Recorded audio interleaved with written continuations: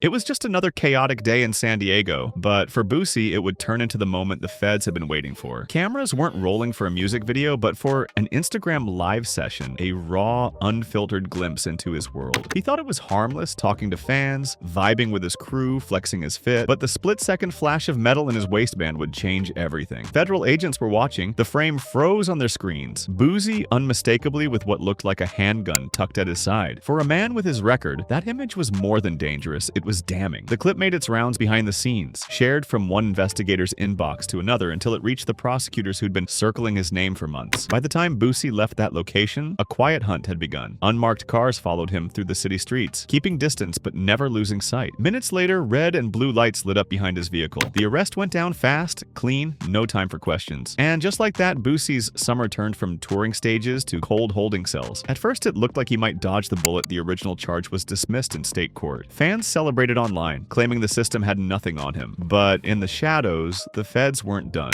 They refiled the case at the federal level, armed with the same Instagram live video. This time, the stakes were higher, the penalties heavier. And somewhere in the background, another storyline was brewing, quiet but growing friction between Boosie and J. Prince. Their worlds had crossed for years, both rooted deep in Southern hip-hop's power web. At one point, it seemed like there was mutual respect, but whispers started afloat that Boosie had been moving without checking in, making plays in spaces J. Prince saw as his territory. Some insiders said it started over money, others claimed it was about loyalty, a conversation Boosie refused to have the way J. Prince wanted it. Either way, the air between them got cold. When Boosie's arrest hit the headlines, there were folks close to the situation who swore they could feel a certain satisfaction radiating from Houston. Not in public, of course, but in private circles, the talk was that J. Prince didn't mind seeing Boosie tangled in a federal mess. Meanwhile, Boosie's legal team began to work through the evidence. It all came back to that Instagram live clip. The government didn't have wiretaps, they didn't have controlled buys, they didn't have a co-defendant ready to flip. Just that grainy seconds-long video and the fact that Boosie was a convicted felon. His lawyers argued that the video wasn't definitive, that it could have been anything in his waistband. But the prosecution countered with frame-by-frame stills, angles enhanced enough to make jurors believe. Behind closed doors, the word plea started getting thrown around. Federal court isn't like the streets. There's no bluffing when they've got the time and money to bury you in discovery. Boosie had to decide, fight it and risk years inside, or take the deal on the table and cut his losses. The plea deal wasn't a light tap. It came with supervised release, restrictions, and the kind of probation terms that make touring and free movement a nightmare. But it would keep him out of a long federal sentence. The thing about plea deals is, they're not just about guilt or innocence, they're about survival. When the news of Boosie leaning toward a plea leak, J. Prince's name came back up in online chatter. People speculated whether the Houston mogul had some hand in how hard the feds pushed, or whether his influence in certain circles meant Boosie's allies were suddenly scarce. The beef wasn't loud, but it was real. You could hear it in the way they no longer spoke about each other. See it in the way mutual acquaintances picked sides quietly. By the time Boosie stood before the judge, the Instagram live video was no longer just a clip, it was the anchor around his case. He didn't confess to every detail, but the agreement meant acknowledging enough for the court to convict. The words were short, scripted by lawyers, but the weight in his voice told the story. As he left the courthouse that day, photographers caught him with a tight expression. Not quite a scowl, but nowhere near relief. He knew the plea kept him in the game, but it also put him on a leash. Every move from here would be watched, every city checked, every slip potentially the one that sent him back inside. In the streets, the debate still raged. Some said he was smart to take the deal. Others called it a sign of weakness. And in Houston, J. Prince carried on with business as usual, never speaking on Boosie's name, but never needing to. In certain wars, silence is the loudest weapon. For Boosie, the fight wasn't over. The plea might have closed the courtroom chapter, but it opened a new one in the ongoing chess game between him and J. Prince. Both men knew the South wasn't big enough for open war, but the space between them was now lined with unspoken rules and unforgotten slights. And somewhere out there, that Instagram live clip still floated around, not just as evidence, but as a reminder of how fast the game can change, how a few seconds on camera can shift the power in ways no one saw coming. Man, what Rochelle at, man? Better fuck something, man. I ain't got my Boosie fade filled up in a little double.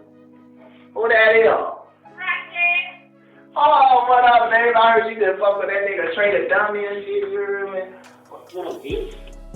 Man, nigga that killed Bleak, bitch. You ain't think I'm coming for your bitch ass. What, nigga, you killed Bleak? Yeah, you ain't think I'm coming for your bitch ass, huh, nigga? Nigga, what you want, bro? You want the chain? You want I want the money, bitch. I want everything. Hold on, bro. Let's get it. Let's get it, man. Let's get it. Bitch.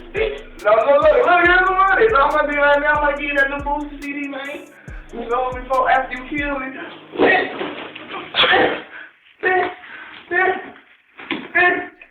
Oh, now let me get to the motherfucker.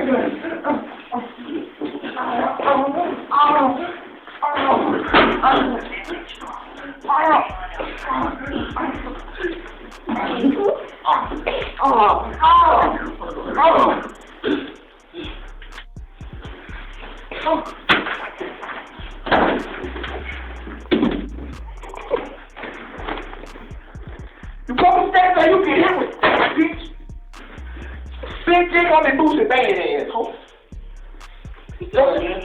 It was messing for Slim, man. Messing for Slim? Yeah, man. Bitch, you work for Loco? No, it's messing. You work for Loco? I ain't crazy, man. Bitch, you saved him, man. This is what you feel, man. You told me to snitch and die, man. It's a dirty, dirty world that we live in. Who the fuck that is coming? Right here, nigga. Huh? You can't make it. Somebody slashed out your tires? Flash on, bitch! Tires, shit!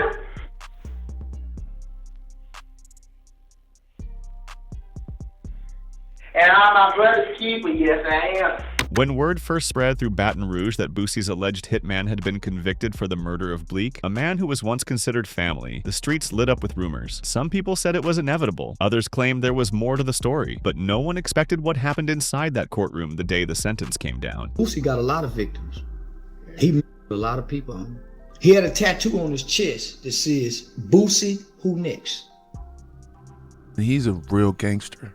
Like, is he really? Like, he's a real gangster. Wow. And that's the thing that people don't realize about Boosie. Like, Boosie got like 30 to 40 around him all the time. And if you touch Boosie, something's gonna happen to you. Something's gonna happen to you. For months, the prosecution built their case like a puzzle, piece by piece. They told the jury this wasn't a random street shooting. This was a calculated execution, ordered to send a message. They laid out the details: phone calls made just hours before the hit, cell tower pings placing the suspect near the scene, and a ballistics match to a weapon connected to other unsolved shootings. If as your friend, if you do something in the streets, he'll let the streets kill you to maintain the street rule. That's why a lot of his friends is dead and the dark cloud sits over his head.